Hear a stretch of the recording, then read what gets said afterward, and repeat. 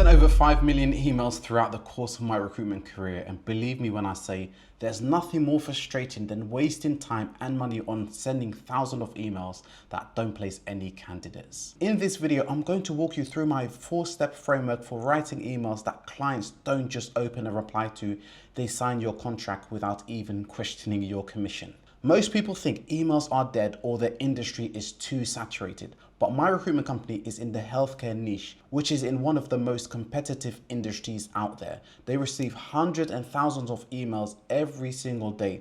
But let me show you my email analytics so you can see yourself just how effective they are. If you see over here, my open rate is over 80%. So those of you that think emails are oversaturated, I challenge you to apply the 4-step framework I'll teach you in this video to your emails, and afterwards you'll have a completely different perspective. Segment 1, recruiter branding. A lot of recruiters spend way too much time obsessing over branding, names, logos, websites before even writing a subject line. But clients don't care about that. They care about the value that you bring and how you solve their problems. Yes, you need a professional email and a basic website. It shows you're credible, but don't overcomplicate it. A simple WordPress template and a £10 domain is enough. What matters most is the message you send and the value you bring to your clients. The website is just a door. It's your pitch that gets people to walk through it. Keep it simple, stay professional, and focus your energy on results. With all this in mind, you're fully prepared to start sending emails that your clients will notice in their inbox. But how do you get them to open it? So with all the foundation set up, let's go to the next steps. I'm talking about your subject line. Most recruiters get this completely wrong. They write subject lines that sound salesy, desperate, or just plain spammy. The problem, when your emails look like spam, well, either two things will happen. The client will ignore your emails, or worse, they may mark you as spam. And once that happens, your deliverability just tanks. That means your future emails don't even land in inboxes anymore. Then you're stuck buying a brand new domain and warming it up from scratch, which is a complete headache. So here's the key. Your subject line has one job: to get the emails opened. Think about your own inbox. Which emails do you open? The ones that feel human, specific, and relevant, right? Not the ones that sound like they've just been blasted out to thousands and thousands of people. So here's how you fix it. Keep it short, 5 to 7 word max. Anything longer gets cut off on mobile. And remember, most of your clients are checking emails on their phones. Step 2, spark curiosity. Don't give it all away up front. Make them want to click your email. For example, struggling with last-minute cancellation, or quick question about your hiring plans.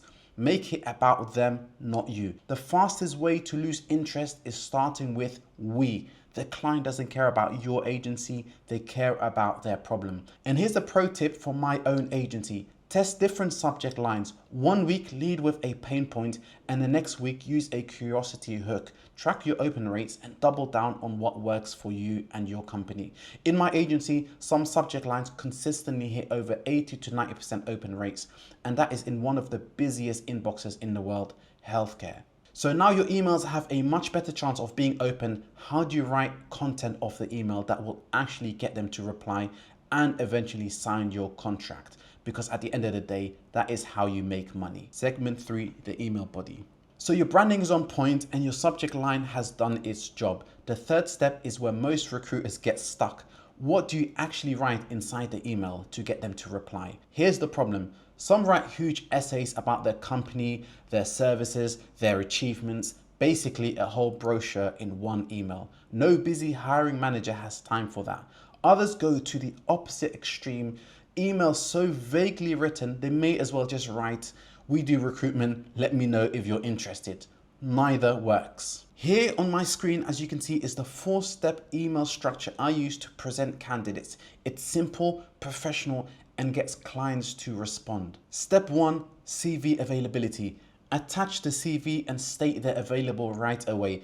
For example, please find attached the CV of Sarah Jones, who is available to work 3 to 4 days a week starting next week. Step 2, or point 2, competencies. Keep it positive. Highlights what they can do. Focus on their strengths, skills, and value.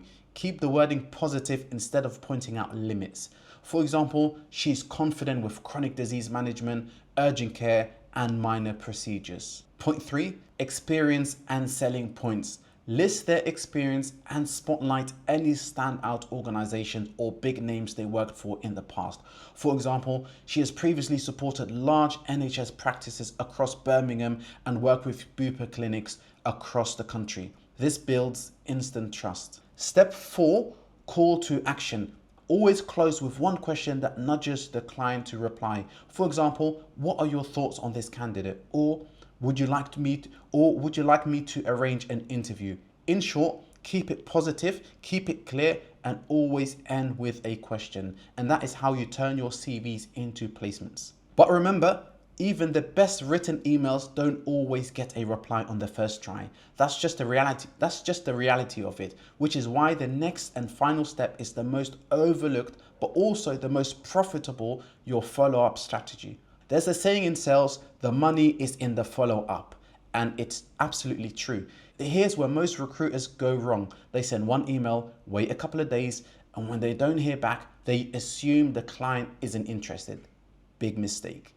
The reality, clients are busy, your emails may have landed at the wrong time, got buried in their inbox, or they just forgot to reply. That doesn't mean they're not interested, it just means you need to follow up. Use 2 to 3 polite follow-ups spaced a few days apart. But here's the key thing, you can't just copy and paste your first email. Each follow-up needs to add value or come at a problem from a different angle. For example, in your second email, share a quick case study, something like, just last week we helped 3 companies fill 5 nursing vacancies in under 48 hours. In your third follow-up, you could write something like keeping it light and low pressure. Something like, would you be open to a 10-minute chat so we can see how we can help with your staffing gaps? Notice what I'm not saying, just following up or did you get my email? Those get ignored because they don't really bring anything new to the table. With every follow-up, you're not nagging, you're staying on their radar, providing consistency and reminding them you solve real problems. And trust me, this is where a huge percentage of deals are actually made. So now you've got the entire formula that keeps your company at the top of your clients' minds. Put it to action and you'll start seeing higher open rates, more reply, but most importantly, you'll get signed contracts at commission rates you never thought were possible. So now you've got the foundation and the exact frameworks for writing great emails. But if you want to know how to confidently sell over the phone, I've released a full course on my YouTube channel where I reveal everything I've learned throughout 10 years of recruitment. Just click the link somewhere in this video. If there's anything that I've missed, let me know down in the comments. But if you want more content like this, give this video a like. It really helps the channel and also helps me figure out what kind of content you guys enjoy. Thanks for watching and I'll see you in the next one.